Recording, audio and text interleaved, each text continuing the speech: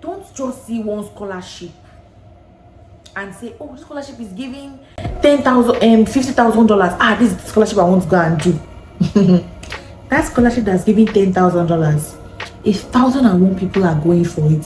So you can be very sure that it's very competitive. But on the other hand, there are smaller scholarships, 2K, 3,000, 5,000, 4,000. Those ones, some of them are more specialized. Do you understand? Some of those scholarships are more specialized. Like they only fit a small number of people. So it is easier for you to shine in those areas than looking at those ones that have big money, that are very competitive. So what I did was I was not looking for one big scholarship that will cover everything for me. I was looking for scholarships that, okay, even if it's a small amount here, I circle it. Before I would gather like 3 or 4, my school fee will be complete. And so as I will find it, I will write the name out and I'll send to my school coordinator that, okay, this is the email, this is the one I have found. I think I meet this criteria, this is what they need, this is what they need, and I think I have it. Whatever you need, let me know. And I was sending her email back to back. I know why you clicked on this video, and I'm gonna jump right into it. On this video, I'm gonna share with you how I got full scholarship into the University of Saskatchewan in Canada. Yes. Before I begin this video, I want to put out 3 heavy disclaimers. First of all, guys, please, this is not a 2 tips, 3 tricks on how to get a scholarship. I don't know any shortcut to this. If you know one, you could share it in the comments, but I don't. And if I did, I would have used it, right? So this is a process, and it is something that you have to go through with persistence and consistency.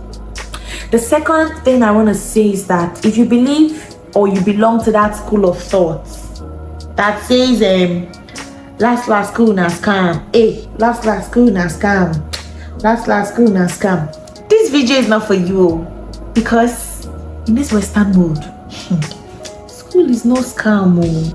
Our parents are going back to school. Our uncles, our aunties that live here, they're going back to school after all the school they've done in Nigeria. To tell you how important it is, you need education to thrive here, one way or the other. So prepare your mind, all right? Now, thirdly and most importantly, it is worth it. Believe me, it is worth every single sweat you put into the process. I am a recipient of the rewards that hard work brings, and I say that with all sense of humility and responsibility. It is important that you understand that there is bread at the end of this process, and you will benefit from it. Okay? All you have to do is put in the work. Now let's get right into the video. They heard I was good, they wanna see if it's true. They know you're the one. To help me explain this process clearly to you, I will be answering some questions, because I feel like questions will help me delve into more aspects of the issue. The first question I'd like to answer is that, can I get a scholarship from my home country and then use that scholarship to migrate to Canada? Or do I have to be in Canada first before I can qualify for one? For those 2 questions, guys, the answer is yes. You can get scholarship from your home country and then use that scholarship to come to Canada as a student. And also, you can get a scholarship even while you're already schooling here. So don't feel like, oh, because you're already here, you already lost that opportunity. No, you lost nothing. You can still get scholarship even when you are studying in Canada. Okay? But for the sake of this video, I want to focus on those who are still in their home countries and are still exploring opportunities to come over. Now, another question I want to answer is, do I need to get an admission first, and then when I've gotten the admission, I then apply for a scholarship? Or can I get admission and scholarship at the same time? Some schools will want you to get an admission first and then apply for scholarship after. Like in my case, I had to apply for admission first. Get admission first before you get scholarship. Some schools will tell you that, okay, you can apply together. In my case, I applied for admission first. What happened was that my school required me to bring all the requirements needed for both admission and scholarship.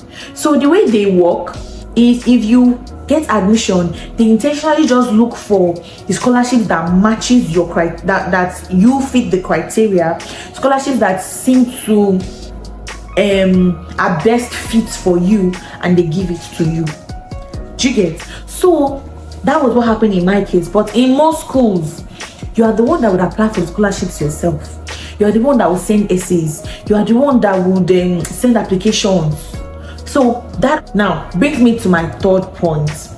Do I just wait for scholarship to come, or do I have to apply? Guys, I feel like this is the part where people sleep on. I will show you emails that I was sending to the school the moment I got admission, even before I got admission, that I kept asking. I went on their page to do research. You have to not limit yourself to the fact that, oh, I have money to pay this school fee now, so why don't I just pay? Some people feel like, oh, scholarship is for people who are extremely intelligent. Oh, it's for people who have like the best graduating students in school. It's not true. That's a very big myth. It's not true. There are many opportunities for scholarships that sometimes are not entirely based on your CGPA in school. It depends on the course of study you are considering. It depends on the school you are going to. My guys, in this Canada, it also depends on the province that you are going to.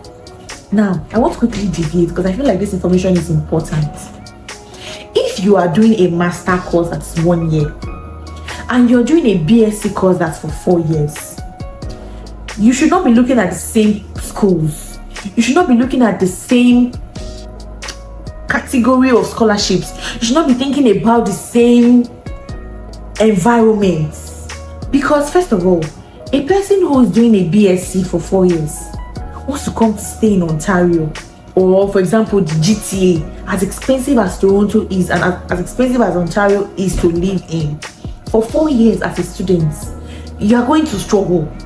To be very honest, it's going to be hard for you.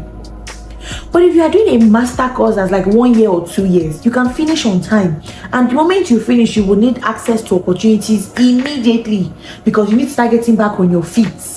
Then an area like GTA is best for you.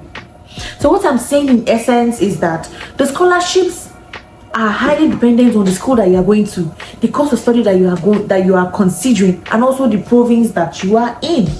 There are some scholarships that are big in Quebec that you don't find in Toronto, because there's a lot of competition in Toronto. So if you are looking for scholarship, you see, I went to University of Saskatchewan.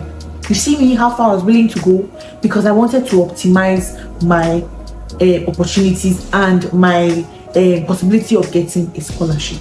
I'm just putting that out there. Put this out there, guys.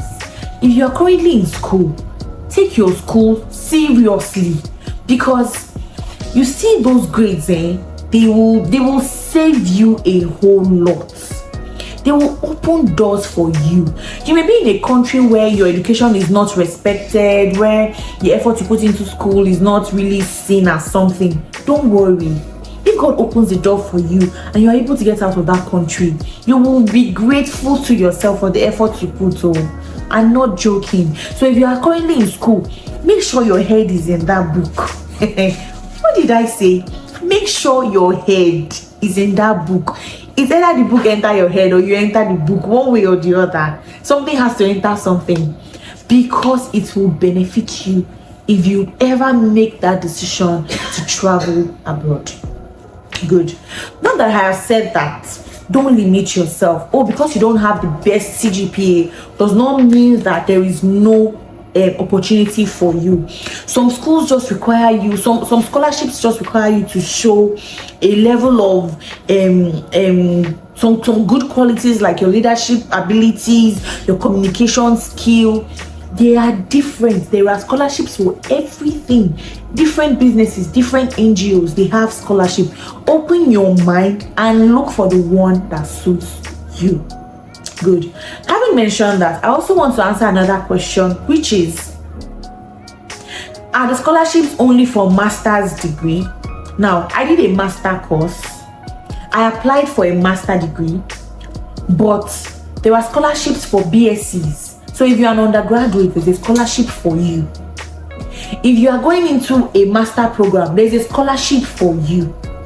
If you want to even do a postgraduate diploma, yes, I have seen schools that have scholarship for postgraduate diploma. If you know that you really want to get a scholarship and that's your only option, because sometimes we don't have anybody to pay our fees and we want to use the opportunity to travel abroad. Okay, so if you know that is your constraint, explore your options, go online, spend time researching on schools that give scholarship for diploma programs in Canada. If you want me to make a video on that, I can explore that option with you and also make a video on it. Let me know. So there are those opportunities as well. Criteria differs for different people. In my case, my school, University of Saskatchewan, to do a master's in international finance. Now, remember, I am not applying for the scholarship. I'm just applying for admission. To get that admission, I had to submit IELTS academic. Guys, don't fret. It's not a do or die thing. You can do it. You can do it. It's just English. You just need to sit down, study, and practice. You can do this thing. I'm not joking with you.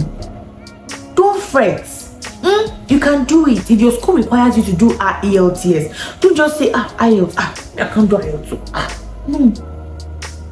People that get the scholarship, it does not just fall on them, but they work for it. So IELTS, my school required me to do IELTS academic, and I did it. That one said. They asked for GMAT or GRE. Now, GRE is more verbal intensive, like it's heavier on the English side. And then GMAT is heavier on the quant side. MSc Finance, you know how heavy it is on the quant side, on the quantitative side. So they asked for GMAT and I had to take GMAT. So yes, I took GMAT. Again, don't fret. It's not rocket science. I went for lectures. Then I think I just got into Lagos at that time. And I started a lecture and I prepared for it for like 4 to 5 months. I was studying and I did it. It's not like, because I prepared for it and I was able to do it. And if you prepare for it, trust me, you can. Thank you.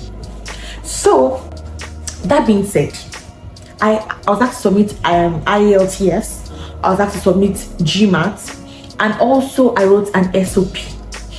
Best believe.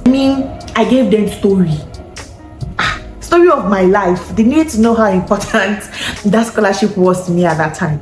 So a very good SOP, my IELTS and my GMAT, I packaged it together, submitted it to my admission application, and when the admission came, remember, I started to follow up. I started to go online to search for information on what scholarship matches my course. I'm sure she checked the requirements for what I said I was a complete match for, and then she sent me feedback like a month later saying that I had gotten one scholarship. Now, the one that I had gotten was 7K. My school fee is 11K for 1 year. I follow up again. I was like, it's mainly for K. It's mainly for 1,005. I started again. I started to research. And she told me that, that should not worry, that they are still evaluating, that many more are still coming. But they are very competitive. That it will come. I just need to be patient, that they are evaluating students based on the results that they have. But if my results is good enough, I'll get something. I kept following up. And I got another one of 4,000. So 4,000 or 4,005. But everything sort of rounded up to 11,500. I found out that the application that I qualified for was renewable. So that if they paid my 11,500 this year, by the end of school year, I should have a certain grade. If I meet that setting percentile as far as academic works were concerned, the following year would also be paid for. That was the at limit. So all you have to do is maintain your good grades that you proved to them when you started. At the first beginning, you also have your school fee paid for the second year. That aside, I also got a graduate assistant job. Now, a graduate assistant job allows you to work with maybe like a lecturer or a professor in your department, and you get paid for it. So you are going to school, you are earning, they are paying your school fee. What can be better in this Canada? What can be better, my friends? You can do it, and I'm rooting for you. So I have shared my experience, and I know I have not covered so much because I really want to keep my videos as short as possible. If you want to hear more, let me know in the comment section. Let me know what you think. Let me know what you think I should talk about, and I would expose more as we go on.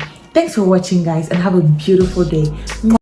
But I've been thinking about